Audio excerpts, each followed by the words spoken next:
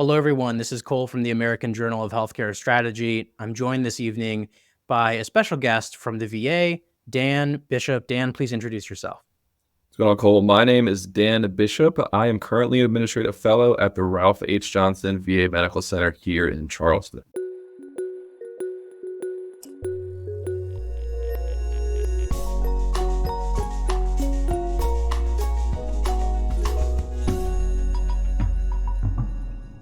We're so happy to have you on. It's a unique administrative fellowship. I think people, even in healthcare administration, aren't always aware at the incredible work that the VA does. And I think even fewer are aware about that administrative fellowship opportunity. So we're so excited to have you on to talk about that. First, I want to go all the way back to the University of South Carolina, where you got your MHA. I want to ask what got you interested in getting that MHA? How early on did you know you wanted to go into that field? And why did you choose the University of South Carolina? So, a couple different things to touch on there with that. So, I knew that I wanted to be in healthcare from a very young age. My uncle was a doctor. My parents didn't go to school. So, I wanted to kind of change things up, be a first generation college student. And looking to, my uncle there, that's what got me into healthcare, first off. So, looking into an MHA specifically, I originally wanted to do PA school or something maybe more clinical, but in my few years that I spent in between undergrad and graduate school, I realized that I liked the business aspect of hospitals as well. So that's where the MHA came into play with that. And in terms of the University of South Carolina, I applied to a couple different programs. I applied to some in Maryland, University of Maryland, Johns Hopkins, West Virginia, and then South Carolina as well. Looking at all of the different options, the thing that really drew me to South Carolina was that they paired their program with a graduate assistantship. So essentially, you would work part-time during that 2-year span that you were in the program, and then you would do classes in the evening. They were in person, and it gave you that healthcare experience to give you a leg up over someone who may just be doing an online program or maybe in a completely different profession that doesn't have healthcare experience, but would also be pursuing an MHA. That sounds like a really big bonus to that program. And how was that experience? Did you enjoy that assistantship? Absolutely loved it. So I actually did my graduate assistantship at Lexington Medical Center. So I spent my first year there working in their vaccine clinic. So I got hands-on experience with a lot of different patients that would come in. You sometimes get 500 to 1,000 people that would come in a day. There's a lot of different faces. So you do get a little bit of that clinical aspect. And then my second year, I was a data analytics graduate assistant with their emergency department. So I got a little bit of insight into the leadership. That sounds like a great array of experiences to have before even graduating with your MHA program. That's incredible. I want to ask though, you were talking about how during the years between your undergrad and grad school, you found that you liked that business side more, right? What are some of the experiences that you had in those years that made you want to go into the business aspect? So I actually had a few different roles in between undergrad and grad school. So I had about a 3-year time span, and I split it up essentially between two different roles. When I came out from undergrad, I knew that I eventually wanted to go back to school. So I wanted to pursue something in the finance realm. I got a position as a mortgage banker. So I did that for about a year and a half, gave me great insight into personal finances and, business relations as a whole. And then I actually worked for the US Small Business Administration for a year and a half as well. So I got some of that small business finance aspect of it. So kind of healthcare plus finance and business was, what drew me to the MHA. Very cool. And then when you, of course, you went into your program, you were getting near the end, you already had quite a bit of experience. Of course, you had those 3 years in between. So you had even more, work experience in general than maybe the average, person who'd go straight through would. So I want to ask, why did you decide to do a fellowship? So I looked at doing, and I guess I should preface this with when I was graduating, I almost did not want to do a fellowship. I thought I've worked 3 years already. I want to get back to, whatever salary figures I was at prior to that. That was my main focus before I was coming out, before I was in that second year. Then The more I was in healthcare, I realized that a lot of times the progression and the opportunities come from, either who you know or what specialties you have done or what specialty you're in. And I guess it shifted more from I got to get out and get this specific job or this golden goose egg job to actually, I want to do a fellowship. And then you are able to progress quicker throughout that fellowship, get more integrated within a healthcare system or a hospital. You get so many different aspects of that system by doing a fellowship that you just come out with a broader knowledge overall. So I thought to me, it was worth it for that year to do the fellowship, and it puts you way farther down along the line in comparison to just getting one job where you have one specific role. That is not the first time I've heard that. Many of the fellows who go on to be very successful share very similar sentiments. How many fellowships did you end up applying to? So when I was looking at fellowships, I did 3 through the centralized application process. And then I did 2 additional ones. I had initially applied to Luminous, MedStar, and WellSpan, which were 3 that were in the DC, Maryland, Virginia, Pennsylvania area. Then I also applied to the University of Kentucky and the Ralph H. Johnson VA Medical Center here in Charleston. How did the VA get on your radar? Because I'm familiar with those other organizations. I've interviewed fellows from them, but I haven't interviewed a fellow from the VA. So how did the VA, come up on your radar? Couple different ways. So working for the Small Business Administration prior to going back to school, I had that thought in the back of my mind if I could potentially go back to working in the federal service. Really enjoyed it prior. And then there were some individuals at the VA that were graduates of the South Carolina program, and they had reached out to the program director and said, "Hey, we have this fellowship opportunity. If anybody would be interested in applying, here's how you do so." What did you like about it back at the Small Business Administration? For me, I think it was the ability on a day-to-day basis. I was working with the team doing the disaster loans for small Mhm. businesses during the pandemic. So essentially helping small businesses get the funding they needed while they weren't necessarily getting business in the door. So for me, it was very rewarding being able to call somebody, "Hey, we're gonna, help get you approved for this loan." And it was life-changing for them because they could keep their doors open.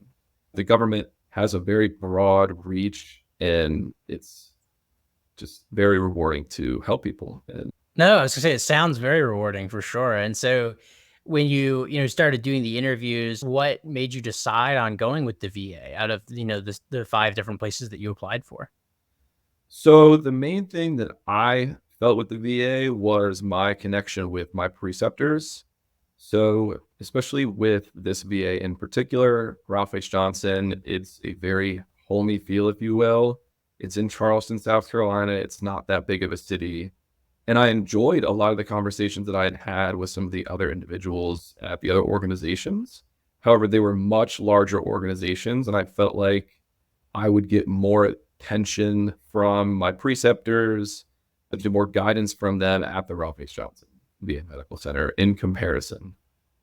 How does that leadership work though? Because you're talking about larger organizations. The VA as a concept in a lot of people's minds is massive, right? It's, Right. one of the hugest, government programs, but, is it because the leadership is localized in that area? Yeah. So there's a running joke in the VA that if you've been to one VA, you've only been to one VA. They're all very, very different. So although we all may operate under the same overarching, Veterans Health Administration, every VA is very individualized and different. So, one VA in Charleston, such as us, may have 6 different community-based outpatient clinics, and another may have 15. So it just depends. It all varies. Wow, that is very so. Yeah, a lot of people. I mean, I wouldn't have known that if you hadn't told me. So that's very interesting. And when you first started the fellowship, what was that like? Where are the first things that you do? Is it rotation? Is it project?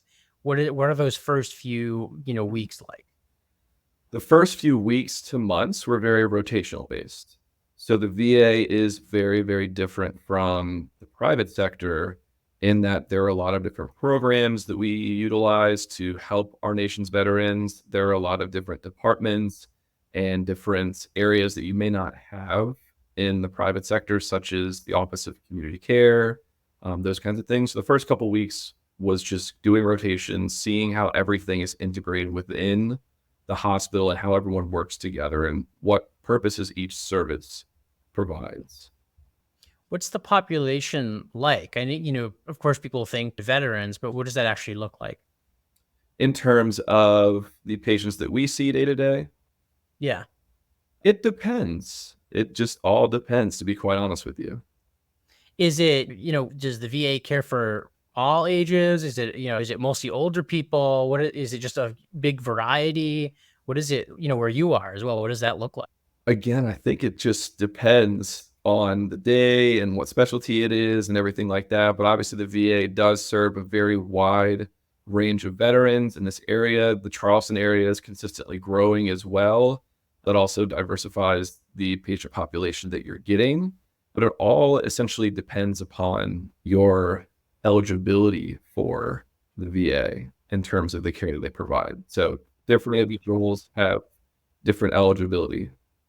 And then how about the staff and the people that you're working with? Are they from, a bunch of different backgrounds? Are they from all across the country? Is it more people who are from the South Carolina area? What does that look like?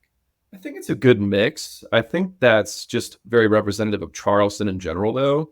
You have some individuals that have been here their entire lives. Some people have been in the same VA for, say, 15 years, for example, and others are coming from, maybe California, Washington. It all just depends.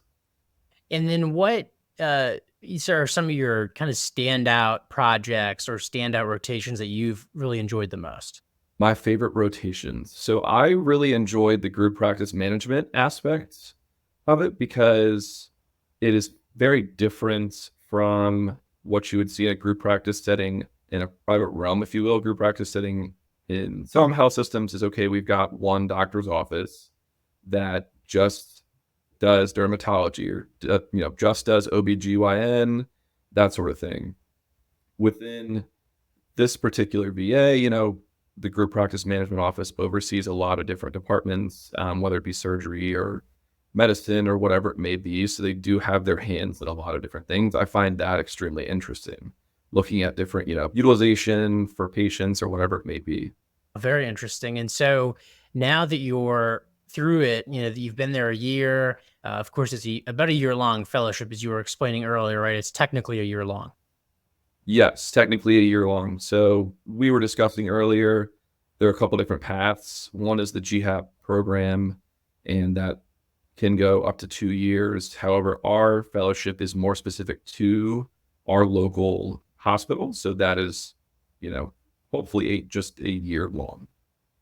And with that year going through it, do you feel more prepared now as a leader? Yes. Yes. What do you think some of the key experiences that you've had that have shaped you into being kind of the more prepared leader that you are? I think the main part of it with this fellowship has been being able to sit in some of those meetings, see how some of the C-suite individuals think, and get their thoughts on different decisions, what happens, what occurs, and how they go through that thought process. Just seeing how their wheels turn, if you will, getting their perspective on different things. I think that has been the biggest change for me, is just getting that insight from higher up individuals that have been there, done that, if you will, and what keeps them up or how they go about certain decisions. What do you enjoy about the culture at the VA? What draws you to want to stay there after your fellowship is over? Because I know you mentioned earlier that you really enjoyed it. So what is it about it that you really draws you to it? So for me, both of my grandfathers were veterans, so I really enjoy the idea of being able to, on a daily basis, help our nation's veterans and help provide the care that they need and provide quality care for them. And then in terms of personally at work, day to day, I really enjoy my preceptor. She looks out for us. She makes sure that we are getting a lot of different experiences and we're getting those opportunities to put our face in front of hospital leadership She also challenges us, which I think is very, very huge in a fellowship, because that is one of the ways that you will learn the fastest is by doing so yourself. So I think it's just the culture, my preceptor, and the individuals that I work with. That's really nice to hear. And it's I love hearing fellows who enjoy their experience and want to continue on with the same organization. Talking about the area that you're in South Carolina, you said that there's a big draw that people are kind of coming there. What is drawing people to the area and why do you like living there? I would have to say it's the town. It's a nice little beach town. I enjoy it because I always feel like I'm on vacation. I leave work and I can go to the beach. It's 15 minutes away. Or, you can walk down King Street and you have all the palm trees, all the shops. I think it's just a very nice area. It's a little bit more laid back than what I was used to in DC. So a little bit less traffic too. Of course. I know DC is quite a wild area. I have been to the Charleston area once or twice. I'm from, Raleigh originally, up north a little ways. So I agree, a very, very nice town. And the weather is, I find sometimes the weather in South Carolina is even better than the weather in North Carolina, even though technically it should be a bit hotter. Maybe it's the way that the geography is shaped. So these some of the fellows who are interested in warmer weather are going to have to definitely take a look. I want to ask on that note, what should these fellows, potential fellows, look to do to gain that experience, to prepare themselves for fellowship and, to kind of level up to being the leader that you are now? In terms of what they're looking for coming into a fellowship, how they should prepare themselves for the fellowship, or once they're in it. All three. Feel free to give along the process what it looks like. So, my biggest tips when going into a fellowship, I think the biggest thing is going to be one, interview prep. You're going to be doing, some of these days have 4 or 5, 6 hour long interview sessions.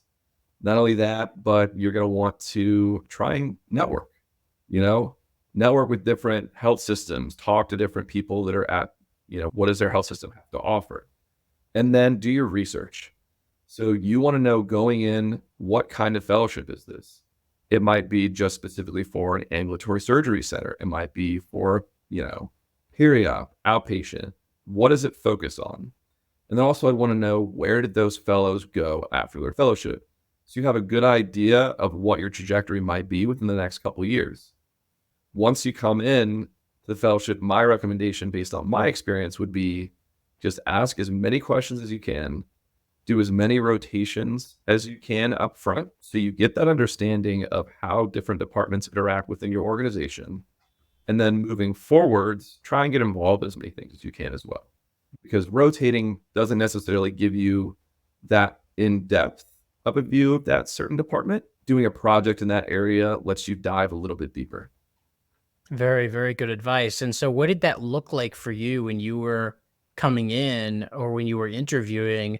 What did you notice about the previous fellows that, attracted you? Did they end up staying?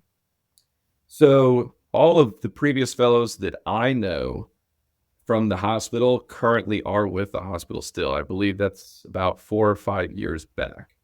So, and oddly enough, I didn't actually get to interview with them prior. So this program that we have is actually a new program that was started with my group of incoming fellows. Wow, that is very cool. Well, nice. That sounds like a really great place for the people to look into. When are the application deadlines? When should people look into applying? So last year, what we did was we had a posting on the ACHU website that just kind of gave you a broad overview of the program. And then we post where every job goes essentially from the government is to USA Jobs. And then essentially you go through USA Jobs and you apply through there. And then we essentially go through our hiring process on our end. So it's a little bit different in that, we aren't able to fly people out or have 2 or 3 day long experiences with these individuals, but I still think it's a great experience. Of course, and it's unique, and that's why I wanted to kind of showcase it, is because not everyone wants to work for the same type of organization in the same location, and the VA offers a kind of a different experience, and of course, the VA is everywhere, and so I think I'm going to really link to the site and encourage people to apply. I couldn't be more thankful for you coming on and sharing this experience. It's very valuable. And, it's an eye opener for me as well. I really appreciate it. Of course. Thank you for having me.